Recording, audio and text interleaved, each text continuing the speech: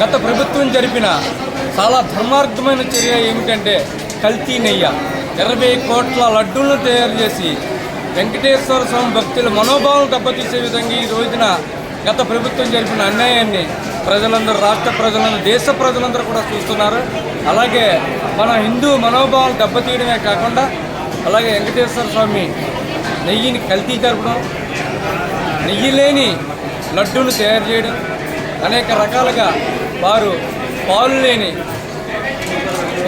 రకరకాల పదార్థాలు తయారు చేయడం, అన్ని రకాలుగా కూడా ఆ దేవదేవుని సన్నిధిలో అన్యాయం జరగడం చాలా దుర్మార్గం జరిగా తెలుపుతూ ఈ రోజున ఆ దేవదేవుడు ఆ కల్తీ చేసిన దుర్మార్గుల్ని శిక్షించకుండా వదలడు.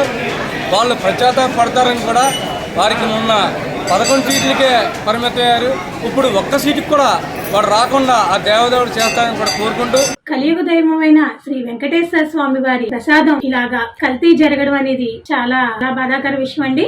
ఎందుకంటే ప్రజలందరూ కూడా ప్రసాదాన్ని చాలా దైవంగా భావిస్తాం. మేము ప్రసాదం తీసుకోవాలంటేనే ఎక్కడుందా, ఎవరు వెంకటేశ్వర స్వామి ప్రసాదం ఇస్తారా, ఎప్పుడు వెళ్ళి కలుస్తామా, వెళ్ళలేను, దూరంగా వెళ్ళలేను అని కూడా మేము ఆయన ఉన్నారన్న ఫీలింగ్ లో ఉంటామండి.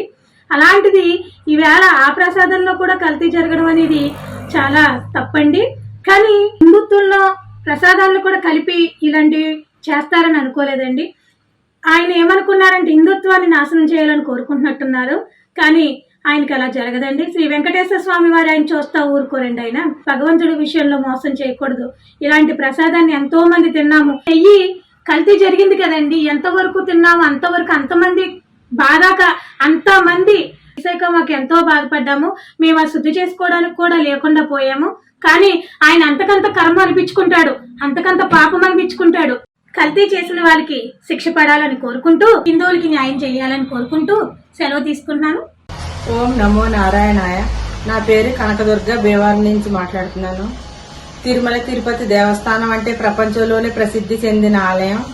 అక్కడికి వెళ్ళొచ్చిన వారు అందరూ కూడా ప్రసాదం దొరకడం మహాభాగ్యంగా భావిస్తారు. వెళ్ళొచ్చిన వారు అందరూ కూడా ప్రసాదాన్ని అందరికీ పంచుకుంటారు. ఎందుకంటే ఆ ప్రసాదం దక్కడమే చాలు మహాపుణ్యం. అక్కడికి వెళ్ళొచ్చినంత భావంగా ఆ ప్రసాదాన్ని స్వీకరిస్తారు అందరూ. అలాగే అందరూ కూడా పంచుకుంటారు. అలాంటి ప్రసాదంలో గత వైసీపీ ప్రభుత్వం గత 5 సంవత్సరాల్లో కూడా అసలు నెయ్యే కానీ పూర్తిగా కెమికల్స్ తో కూడిన పదార్థాన్ని లడ్డు సుమారుగా 20 కోట్ల లడ్డూల్లో ప్రసాదంలో కలిపి అవి ప్రజల మీద వదిలారు. అవన్నీ తిన్న ప్రజల పరిస్థితి ఏంటి? అలాగే దేవుడు అంటే వాళ్ళకి ఎలాగో భక్తి ఎలాగో లేదు, కనీసం భయం కూడా లేదు. పూర్తిగా కెమికల్స్ తో కూడిన పదార్థాన్ని నెయ్యి రూపంలో నెయ్యి వాసన రావడం కోసం బీటా కెరటిన్ అనే మరో కెమికల్ ని కలిపి వీళ్ళంత దారుణాన్ని ఒడికట్టారు. దీనికి మేము అందరం కూడా చాలా తీవ్రంగా వ్యతిరేకిస్తున్నాం. కలియుగ వైకుంఠం తిరుమల తిరుపతి మహాప్రసాదం లడ్డూలో గత వైసీపీ ప్రభుత్వం పాల్పడిన దుశ్చర్య, అవినీతి, లడ్డూ తయారీలో కల్తీ రసాయనాలను కలిపి అసలు నెయ్యే లేకుండా లడ్డూను తయారు చేసి భక్తులకు అందించడం పట్ల నిజంగా యావత్ భక్త జనావళి కూడా విస్మయం వ్యక్తం చేసిన పరిస్థితి, ఆందోళన చేసిన పరిస్థితిని మనం అందరం కూడా చూడటం జరిగింది.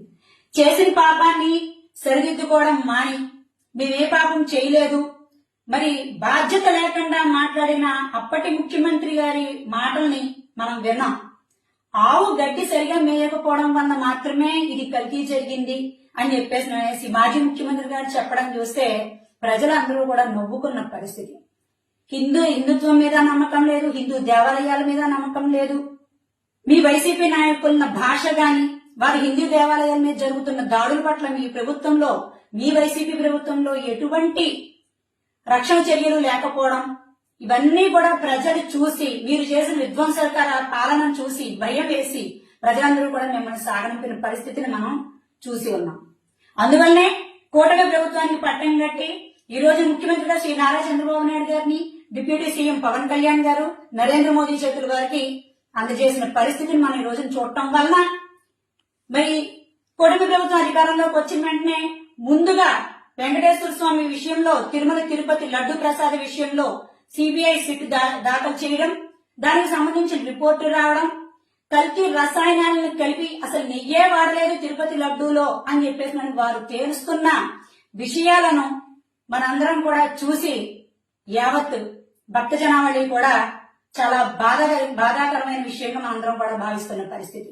అసలు మీరు మీ నాయకులు, మీ వైసీపీ నాయకులు లడ్డూ కల్తీ చేశాము క్షమాపణ చెప్పండి, అంతేగాని సమర్థించుకోవద్దు. ఇప్పటికైనా సరే మీలో ఎటువంటి మార్పు లేదు. మనకు అసలు ఎందుకు ప్రజలు మనల్ని వ్యతిరేకించారు, ఎందుకు 11 స్థానాలకే మనల్ని పరిమితం చేశారు? ఈ లడ్డూ అవినీతి పనుల్లో గాని మీరు ఆ 7 కొండల వారికి క్షమాపణ చెప్పుకోవాలి. ఎప్పుడైనా సరే భాష సవ్యంగా ఉంచండి. రాజకీయ నాయకులంటే ప్రజల్లో ఒక గౌరవభావం ఉండేలా చూడండి, అంతేగాని నోటికొచ్చినట్టు ఏదో మాట్లాడేసి సభ్య సమాజం తల దించుకునేలా మాత్రం దయచేసి మీరు ఎవరు కూడా ప్రవర్తించవద్దని చెప్పేసి అనేసి తెలియజేస్తున్నాను.